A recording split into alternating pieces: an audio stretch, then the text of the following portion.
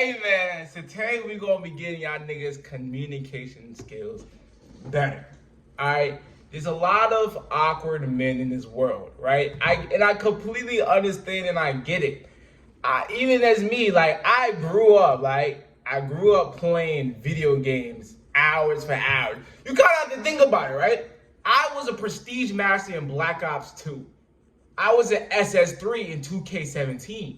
Nigga, I was a game head. You know what I'm saying? Like, just those accomplishments alone, nigga, I was a game head. I went from Prestige Master. Bro, y'all remember when your account used to get, your PS3 account used to get messed up. I forgot what it was. And it used to corrupt the whole data. That's how I lost my account. It was tight. But then I ran it back up to like a 55 and I just didn't master again. I'm like, I'm not doing that. But anyways, right? There's a lot of awkward men and women within this life, in this world nowadays because of the use of social media and the use of video games. It's the lack of face-to-face communication and talking to people. Like if you're on Roblox and you just talking, you just texting, like you don't have to be witty, charismatic. You don't have to have the smile. You don't have to develop ways to communicate people in real life. All you got to do is just type. You know what I'm saying? The little Discord mods, the little fat. Okay, I'll say fat. Those fat Discord mods, them little geeks niggas, them niggas that just be on dick, right? Ban you for the little shit. That be thinking they little e-girl is like really theirs. Yeah, those niggas don't know how to talk in real life. It's because all they have to do is text. When you're on PlayStation, all you gotta do is talk. You know what I'm saying? It is funny because people kind of say that because of internet and social media and playing video games, it has make people not be able to communicate. And I will say to some people, but for me personally, I was able to develop my personality playing Black Ops 2. I was able to develop my charisma playing Black Ops 2. I was able to develop how to talk to people in different ages playing Black Ops 2. Think about it. Imagine going on Search and Destroy. You know Search and Destroy, like we're all trolling. Like, or most likely, Search and Destroy, like, we're not taking it that serious. We're ninja diffusing. We're doing all types of weird shit on Search and Destroy, right? And those are the times where I can do the Louis Calibre voice. Y'all niggas know, if you really know about Black Ops 2, Van Oz Game, and H2O Delirious, Louis Calibre, this is something that not many people know. But when I was playing Black Ops 2 on my PS3, I used to go and Search and Destroy matches, and I used to put on my Louis Calibre voice. And if you don't know what Louis Calibre voice is, he's a YouTuber that used to do a squeaker voice. He was a grown man, but he put on a squeaker voice, and he used to always troll people, make fun, and just talk to people, right? And that's something that I did. Now, will I do it right now? No, because it would be cringe as hell. Imagine me trying to do a squeaker voice. Like, that's cringy, right? But it's allowed me to be better in communication. But I'm going to put y'all on again how to talk to people, right? So one thing that if I talk about my other video about like not smiling enough, right? I know how to smile when I'm talking to people and I'm talking to my friends, whatever the case may be. But when it comes to if I'm at an interview or I'm in a job, you know what I'm saying, I will lack smile. I'll be very toned and focused on the words. But that's the thing that people get wrong, is that they get focused on the words and not about how to deliver it, not about their tonality, not about their body language and their facial expressions. I could say, let's say your name is John. I can say, John. They're all different. I say the same word, but due to the tonality and how I stressed out the words, how I said it in a certain way, John may take it a certain way. If I say John, he'd be like, "Are you talking to me? Like, do we know each other?" If I be like, John, I'm annoyed. John, that means I'm happy to see him, type stuff. So that's something you can use to your advantage. Use tonality to your advantage. Use stretching out certain words to your advantage. Use having a fluctuation within your voice. This is something that, listen, man. This is something that I've learned working as a camp counselor. So if my niggas in New York, right? You know that Summer Youth Employment Program. We all know the Summer Youth Employment Program. What if you lived in New York? And one of the years I was a camp counselor for this karate camp.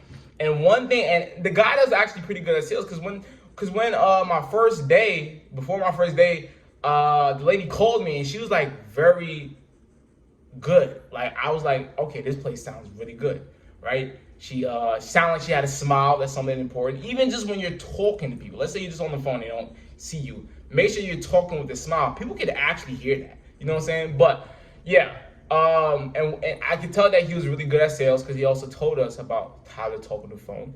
And one thing that he said when you're talking to little children, right, or just people in general, but because I was like leading children, one thing that you need to do is to have a fluctuation within your voice. So if you want to get a little bit more serious and you want them to like be very attentive, you start to slow down your voice.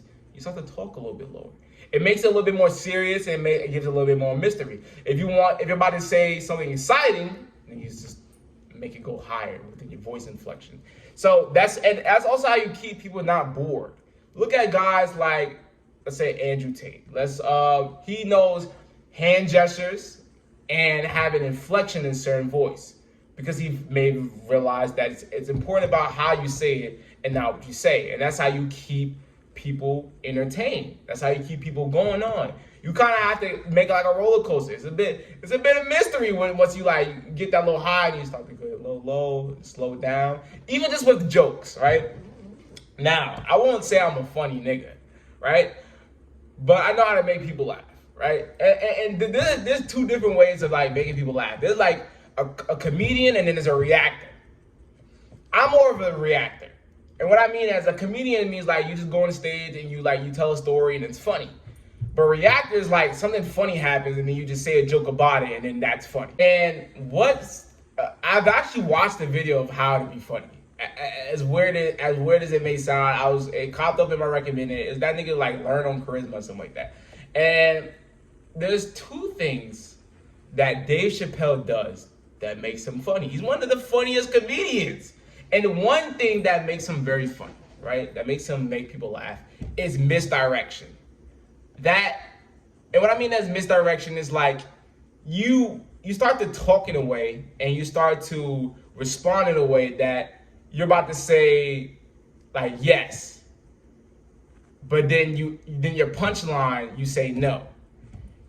I don't really know how to explain it the best way, but basically misdirection is it's an easy way to be funny. Is make it where it sounds like you're about to say one thing and then and at the end, and this is something else too.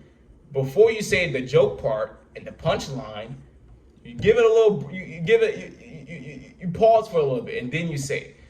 The reason why it's really good with that is because it's like that mystery. You're on the edge. Like, okay, what is he going to say next? That's one. Two, silence is a bit awkward.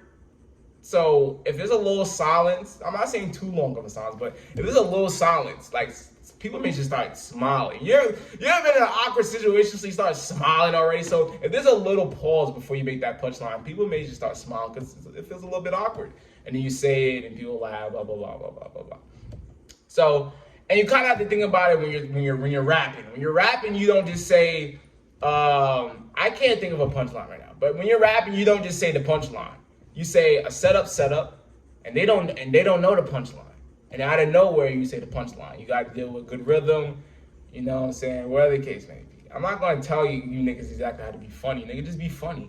Like, what else will I really tell you, like, methods of how to be funny? You know what I'm saying? But I'm putting you on the game. It definitely is, like, when you tell a joke. The problem that I see a lot of niggas when they're telling jokes, they just say the punchline. Then they be like, oh, yeah, you guys. They'll be like, Perry the Platypus, you know, like from Phineas and Ferb. It's not, no. Once you start explaining your joke, or once you start explaining your punchline, it's like, oh, okay, shut up, nigga. You know what I'm saying? But yeah, those are some of the things about communicating with people. A way that you communicate with people without even talking. Your image is a way of communication. If you see a guy that's in a suit, it is nicely pressed and there's no wrinkles, and he has a nice watch and nice teeth, it shows that he is organized. He has self-respect for himself. He to clean up. He's not messy. You're not like, what homeless guy is gonna have a suit? So like a way to communicate is just within your image A way to communicate is just within your materialistic possession too. If you see a guy driving a McLaren, he'd be like, he either has money to rent it or he owns it, right? So your materialistic way, your materialistic possessions is a way to communicate with people without talking. Your image is a way to communicate with people without talking. Your body is a way to communicate without talking. Now, do you look at fat people as someone you just don't respect? No, you can respect a fat guy. But if you say like a really extremely fat guy, a lot of people just look at them and just like already kind of lose respect for them a little bit. It's a primal thing. It's the same way if you see a guy that's jacked and he has big muscles, you may not notice that you maybe walk to the side when you're passing each other, or you may not notice that you talk a little bit more respectful. But if a guy is jacked, that means he either knows how to do that and he also has self-respect for himself. So therefore, you may respect them more. People will respect you to the self-respect that you give yourself. If you see a guy that's sloppy or a female that keeps talking about ghetto things and inappropriate things, you'll look at her as a treat. So therefore, you respect her as a treat. But if you see a female that looks a little bit more well-presented and she's not talking about that a lot, she's a little bit harder to get, then you respect her as like, okay, she's a little harder to get. I'll see her more as a long-term relationship, whatever the case may be, blah, blah, blah, blah, blah, blah, blah. So what I'm just saying is start to notice the way you look at other people within their image, the way they talk, the way they look at you, and see how what your managers do, how you feel. Even just with my manager, when she gives appreciation, I appreciate it dearly. So if you like appreciation, imagine how the next person likes appreciation. If you like when people talk to you with a smile, imagine how the next person will like you to talk to them with a smile. And one thing that I've learned within this book, because I just talked about in a video, I just talked about books that changed my life. One of this book is called Be the Boss Everyone Wants to Work For. And one of the things that's told is that we've all been told, treat people how you want to be treated. But the thing within communication is that you want to communicate with people how they want to be communicated with. And not to just communicate how it feels natural and how it feels easy. What I mean is when I talk to people, I give very short, brief answers. If you say, I don't know, if you ask me a question, I'll say it very short. I like to get, I like to get short answers. I don't like to get too brief into myself. And if I'm on a job interview, if I'm just meeting someone, they may want to hear more information. But naturally, I would naturally just want to just not say that much information. So learning that you should communicate how people want you to communicate with them is that I've been able to learn the ability to be more assertive in what I believe, not to be extremely vague, to say exactly what I want to say. Or just let's say you're the man in a relationship. Naturally, you may not want to, put her in a place or talk in a certain way, but she may want you to communicate in that way where it's like, okay, sometimes you have to tell me and give me accountability or whatever it is, this, that, you know what I'm saying? So that's something that you should learn. Not something you should learn, but that's something that you should take on this video is, yes, treat people how you want to be treated, but also communicate with people how they want you to communicate. And that's a great way to effectively communicate with people. But nah, man, if you don't know, my name is vDunkk. I can be like-minded men and women I was with mentally, physically, financially, and spiritually. And if you want to do that, I'll give you this ticket becoming a jumbo boy. Use it wisely because it is your pre-1K ticket. Hope y'all enjoyed the video, and I'm out. Yes!